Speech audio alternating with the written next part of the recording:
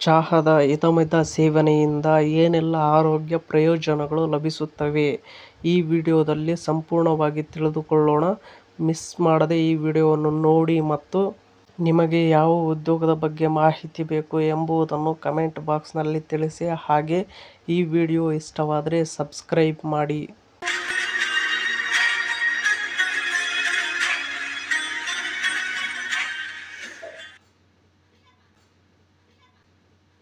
ಚಹಾ ಎಂದರೆ ಬಹುತೇಕರಿಗೆ ಅಮೃತವಿದ್ದಂತೆ.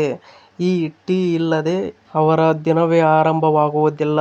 ಒಂದು ಕಪ್ ಚಹಾ ಕುಡಿಯುವುದರಿಂದ ನಮ್ಮ ಮನಸ್ಸು ಮತ್ತು ದೇಹ ಉಲ್ಲಾಸಗೊಳ್ಳುತ್ತದೆ. ಅದಕ್ಕಾಗಿಯೇ ಹೆಚ್ಚಿನವರು ಪ್ರತಿನಿತ್ಯ ಟೀ ಕುಡಿಯುತ್ತಾರೆ. ಈ ಟೀ ಮನಸ್ಸು ದೇಹವನ್ನು ರಿಫ್ರೆಶ್ ಮಾಡುವುದು ಮಾತ್ರವಲ್ಲ, ಸಾಕಷ್ಟು ಆರೋಗ್ಯ ಪ್ರಯೋಜನಗಳನ್ನು ಹೊಂದಿವೆ. ಹೀಗೆ ದೀರ್ಘ ಇತಿಹಾಸವನ್ನು ಹೊಂದಿರುವ ಹಾಗೂ ವಿವಿಧ ದೇಶಗಳ ಸಂಸ್ಕೃತಿಗಳಲ್ಲಿ ಆಳವಾಗಿ ಬೇರೂರಿರುವ ಚಹಾದ ಇತಿಹಾಸ, ಸಂಸ್ಕೃತಿ ಮತ್ತು ಅದರ ಆರ್ಥಿಕ ಮಹತ್ವ ಹಾಗೂ ಚಹಾದ ಆರೋಗ್ಯ ಪ್ರಯೋಜನಗಳ ಬಗ್ಗೆ ಜನರಿಗೆ ತಿಳಿಸಲು ಪ್ರತಿ ವರ್ಷ ಮೇ 21ರಂದು ಅಂತಾರಾಷ್ಟ್ರೀಯ ಚಹಾ ದಿನವನ್ನು ಆಚರಿಸಲಾಗುತ್ತದೆ. ಈ ದಿನದ ಇತಿಹಾಸ ಮತ್ತು ಮಹತ್ವವನ್ನು ತಿಳಿಯೋಣ ಬನ್ನಿ. ಫಸ್ಟ್, ಅಂತಾರಾಷ್ಟ್ರೀಯ ಚಹಾ ದಿನದ ಇತಿಹಾಸವೇನು? ಇದರ ಬಗ್ಗೆ ನೋಡುವುದಾದರೆ, ಅಂತಾರಾಷ್ಟ್ರೀಯ ಚಹಾ ದಿನದ ಮೊದಲ ಆಚರಣೆಯು 2005ರಲ್ಲಿ ಪ್ರಾರಂಭವಾಯಿತು.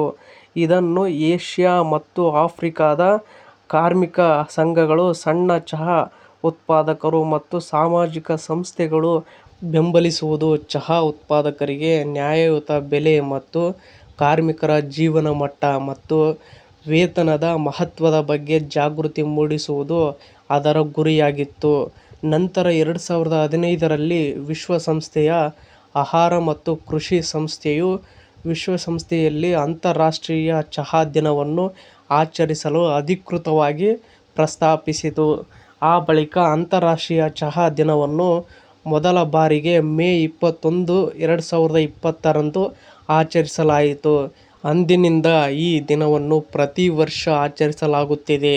ಇನ್ನು ನೆಕ್ಸ್ಟ್ ನೋಡುವುದಾದರೆ, ಅಂತಾರಾಷ್ಟ್ರೀಯ ಚಹಾ ದಿನವನ್ನು ಮೇ 21ರಂದೇ ಏಕೆ ಆಚರಿಸಲಾಗುತ್ತದೆ ಎಂಬುದರ ಬಗ್ಗೆ ನಾವು ಇಲ್ಲಿ ತಿಳಿದುಕೊಳ್ಳೋಣ. ವಿಶ್ವಸಂಸ್ಥೆಯು ಪ್ರತಿ ವರ್ಷ ಮೇ 21ರಂದು ಅಂತಾರಾಷ್ಟ್ರೀಯ ಚಹಾ ದಿನವನ್ನು ಆಚರಿಸುತ್ತದೆ.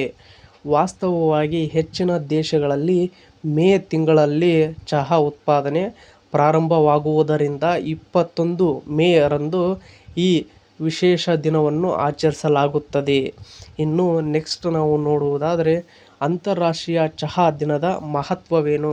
ಇದರ ಬಗ್ಗೆ ನಾವು ನೋಡುವುದಾದರೆ, ಫಸ್ಟ್ ಒನ್ನು, ಚಹಾದ ಆರ್ಥಿಕ ಮತ್ತು ಸಾಂಸ್ಕೃತಿಕ ಮಹತ್ವವನ್ನು ಜಗತ್ತಿಗೆ ಎತ್ತಿ ತೋರಿಸುವುದು ಮತ್ತು ಚಹಾ ಉದ್ಯಮದಲ್ಲಿ ತೊಡಗಿರುವ ರೈತರು ಮತ್ತು ಕಾರ್ಮಿಕರ ಸ್ಥಿತಿಗತಿಗಳನ್ನು ಸುಧಾರಿಸುವುದು ಈ ದಿನದ ಆಚರಣೆಯ ಮುಖ್ಯ ಉದ್ದೇಶವಾಗಿರುತ್ತದೆ. ಇನ್ನು ನೆಕ್ಸ್ಟ್ ಪಾಯಿಂಟ್ ನಾವು ನೋಡುವುದಾದರೆ, ಈ ದಿನ ಸುಸ್ಥಿರ ಚಹಾ ಉತ್ಪಾದನೆ ಮತ್ತು ನ್ಯಾಯಯುತ ವ್ಯಾಪಾರ ಪದ್ಧತಿಗಳನ್ನು ಉತ್ತೇಜಿಸುವ ಗುರಿಯನ್ನು ಹೊಂದಿರುತ್ತದೆ. ಇನ್ನು ನೆಕ್ಸ್ಟ್ ಪಾಯಿಂಟ್, ಚಹಾವು ಆರೋಗ್ಯ ಮತ್ತು ಯೋಗಕ್ಷೇಮ ಮೇಲೆ ಸಕಾರಾತ್ಮಕ ಪರಿಣಾಮ ಬೀರುತ್ತದೆ. ಚಹಾ ಸೇವನೆಯ ಈ ಸಂಭಾವ್ಯ ಆರೋಗ್ಯ ಪ್ರಯೋಜನಗಳ ಬಗ್ಗೆ ಜಾಗೃತಿ ಮೂಡಿಸಲು ಅಂತಾರಾಷ್ಟ್ರೀಯ ಚಹಾ ದಿನವನ್ನು ಸಹ ಆಚರಿಸಲಾಗುತ್ತದೆ. ಇನ್ನು ನೆಕ್ಸ್ಟ್ ನಾವು ನೋಡುವುದಾದರೆ, ಫಸ್ಟ್, ಚಹಾ ಸೇವನೆಯಿಂದ ಲಭಿಸುವ ಆರೋಗ್ಯ ಪ್ರಯೋಜನಗಳೇನು? ಆರೋಗ್ಯ ಪ್ರಯೋಜನಗಳ ಬಗ್ಗೆ ನಾವು ನೋಡುವುದಾದರೆ, ಫಸ್ಟ್ ಒನ್ನು, ಗ್ರೀನ್ ಟೀಯಲ್ಲಿ ಆಂಟಿ ಆಕ್ಸಿಡೆಂಟ್ ಪೋಷಕಾಂಶಗಳು ಇದ್ದು, ಇದು ಆಕ್ಸಿಡೇಟಿವ್ ಒತ್ತಡದಿಂದ ರಕ್ಷಿಸುತ್ತದೆ. ಗ್ರೀನ್ ಟೀ ಕುಡಿಯುವುದರಿಂದ ಕೆಲವು ರೀತಿಯ ಕ್ಯಾನ್ಸರ್ ಬರುವುದನ್ನು ತಡೆಯಬಹುದು ಎಂದು ಅಧ್ಯಯನಗಳು ಸಾಬೀತುಪಡಿಸಿವೆ.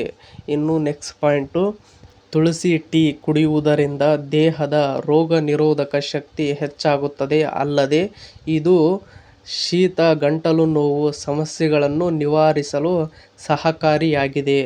ಇನ್ನು ನೆಕ್ಸ್ಟ್ ಪಾಯಿಂಟ್ ನೋಡುವುದಾದರೆ, ದಿನವಿಡೀ ಕೆಲಸ ಮಾಡಿ ದಣಿದಿದ್ದರೆ ಲ್ಯಾವೆಂಡರ್ ಟೀ ನಿಮಗೆ ಶಕ್ತಿಯನ್ನು ನೀಡುತ್ತದೆ. ನೀವು ಚೆನ್ನಾಗಿ ನಿದ್ದೆ ಮಾಡಲು ಈ ಟೀ ಸಹಕಾರಿಯಾಗಿದೆ. ಇದಲ್ಲದೆ ಇದು ಚರ್ಮದ ಆರೋಗ್ಯಕ್ಕೂ ಒಳ್ಳೆಯದಾಗಿರುತ್ತದೆ. ಇನ್ನು ನೆಕ್ಸ್ಟ್ ನಾವು ನೋಡುವುದಾದರೆ ಟೀಯಲ್ಲಿ ಕೆಟಾಚಿನ್ ಮತ್ತು ಫ್ಲೇವನಾಯ್ಡ್ಗಳಂತಹ ಉತ್ಕರ್ಷಣ ನಿರೋಧಕಗಳಿದ್ದು ಈ ಸಂಯುಕ್ತಗಳು ಆಕ್ಸಿಡೇಟಿವ್ ಒತ್ತಡವನ್ನು ನಿವಾರಿಸಲು ಸಹಕಾರಿಯಾಗಿದೆ.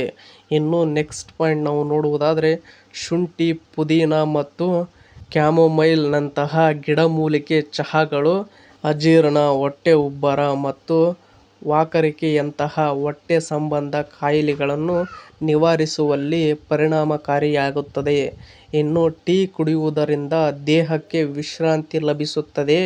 ಅಲ್ಲದೆ ಟೆನ್ಷನ್ ಆದಾಗ 1 ಕಪ್ ಟೀ ಕುಡಿದರೆ ಮನಸ್ಸು ನಿರಾಳವಾಗುತ್ತದೆ, ಒತ್ತಡ ಕಡಿಮೆಯಾಗುತ್ತದೆ.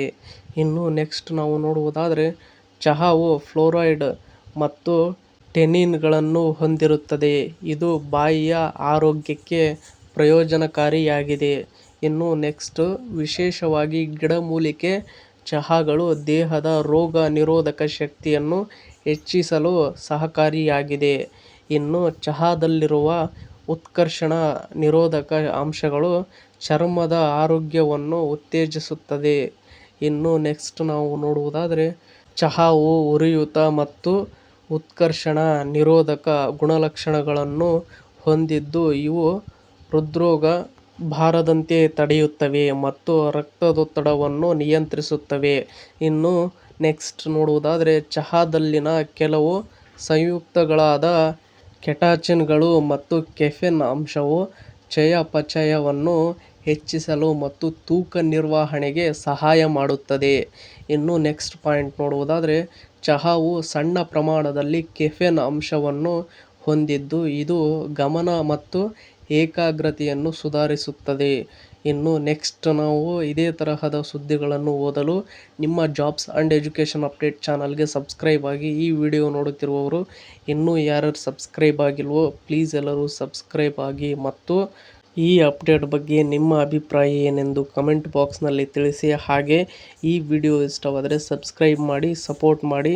Thank you for watching friends. ಎಲ್ರಿಗೂ ಧನ್ಯವಾದಗಳು.